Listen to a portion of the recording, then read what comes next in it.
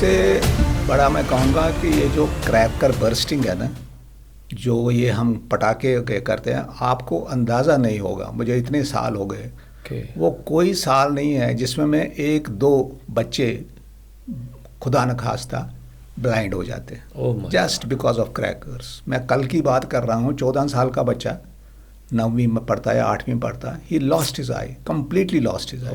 तो ये जो क्रैकर बर्स्टिंग जो है पटाखे, इसका भी तरीका है, वो तरीका जो एक्चुअली होना चाहिए, लेकिन ये सबसे इतनी लॉस है। नंबर 1 तो वो क्रैकर का, वो मैं बाद में बताऊंगा कैसे कर रहे हैं।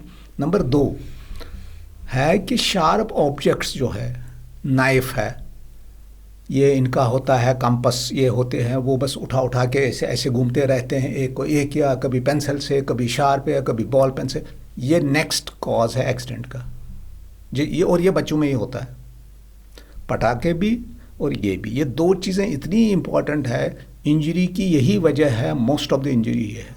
तो इसलिए ये है कि इन चीज़ों पर आप बिल्कुल इसको करना, या कैंची से कुछ काटते हैं और वो सडनली वहाँ से निकल के बस सीधे आँख में चली गई। या कोई चीज़ हम खोलते हैं, कोई बॉटल खोलते हैं, कुछ खोलते हैं, एडल्ट्स में भी हो जाता है, बस वो खोलते बहुत ही ज़्यादा उसको झटका ऐसे लगा और सीधे आँख में। तो ये जो है, ये इसका एक तरीका है, वो हम नेक्स्ट जब हम ये उस टाइम में आपको फिर आप बताऊंगा कि अगर पटाखे आप इस्तेमाल करें, लेकिन उसको किस तरीके से मतलब उनको सुपरवाइज करके दिखाना है, कैसे करना है, वो मैं आपको नेक्स्ट टाइम बता दूंगा। और ये जो ऑब्जेक्ट्स हैं, शार्प ऑब्जेक्ट्स हैं, इवन टॉयज़ हैं, छोटे बच्चे हैं, टॉयज़ होते हैं उनके पास, कभी शार्प टॉयज़ होते हैं, लग जाए शार्प टॉयज़, शार्प ऑब्जेक्ट्स जो हैं, और क्रैकर सबसे most important cause of injury है। तो इसलिए इस पर आप मैक्सिमम ध्यान रखा करें।